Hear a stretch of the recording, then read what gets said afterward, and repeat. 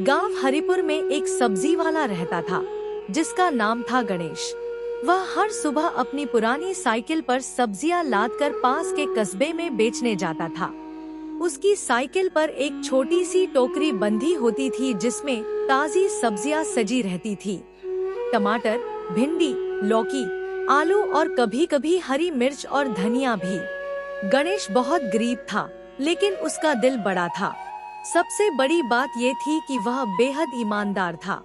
वह कभी किसी को तौलाई में कम नहीं देता, दाम में धोखा नहीं करता और अगर किसी ग्राहक से ज्यादा पैसे मिल जाते तो तुरंत लौटा देता।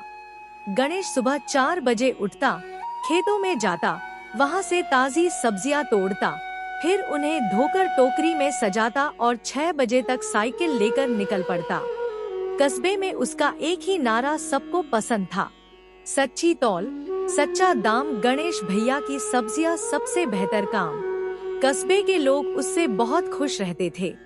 वह बुजुर्गों को कभी फ्री में थोड़ा बहुत धनिया या मिर्ची दे देता, गरीबों से पूरे पैसे नहीं लेता और बच्चों के लिए हमेशा मुस्कुराता रहता।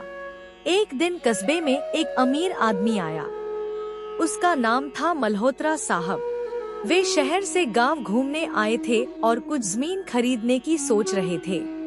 उन्होंने गणेश की गाड़ी से सब्जियां खरीदी और जाने अनजाने में उसे 500 रुपए ज्यादा दे दिए।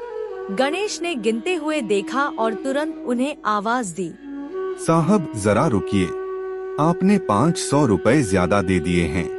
अरे बेटा, आजकल तो लोग मौका मिलते ही धोखा देते हैं और तुमने इतनी ईमानदारी दिखाए।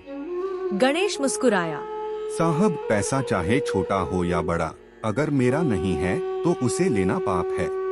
इस घटना के बाद गणेश की ईमानदारी की चर्चा पूरे कस्बे में होने लगी। लोग और भी ज्यादा उसकी सब्जियां खरीदने लगे।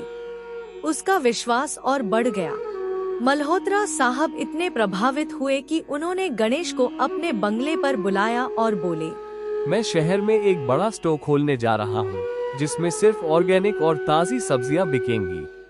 क्या तुम उसमें मेरी मदद करोगे? मैं चाहता हूँ कि तुम उस स्टोर के इंचार्ज बनो। गणेश हैरान रह गया। मैं तो बस एक छोटा सा सब्जी वाला हूँ, मैं इतना बड़ा काम कैसे संभाल पाऊंगा? मल्होत्रा साहब बोले, तुम्हारी ईमानदारी ही तुम्हारी सबसे बड़ी काबिलियत है। मैं तुम्हें बाकी बातें सिखा दूंगा, लेकिन तुम्हारी जैसी नीयत हर किसी में नहीं होती। गणेश ने यह प्रस्ताव स्वीकार कर लिया। कुछ ही महीनों में वह शहर चला गया और वहाँ एक छोटे से स्टोर को संभालने लगा। उसकी देखरेख में दुकान दिन दूनी रात चौगुनी तरक्की करने लगी। ग्राहकों को भरोसा था कि गणेश की दुकान से खरीदी गई सब्जियां बिल्कुल असली, ताजी और सही दाम पर मिलेंगी। बहुत जल्द दुकान की एक और ब्रांच खुली और फिर एक और। सीख, ईमानदारी भले ही शुरू में कठिन लगे, पर अंत में हमेशा फल देती है। सच्चाई और मेहनत कभी व्यर्थ नहीं जाती। छोटे काम को छोटा मत समझो। अगर ईमानदारी से किया जाए तो वही काम तुम्हें ऊंचाइयों तक ले जा सकता है। लालच छोड़कर जो अपने धर्म पर डटा रहता है, उसे सम्मान, अवसर और सफलता सब मिलते हैं।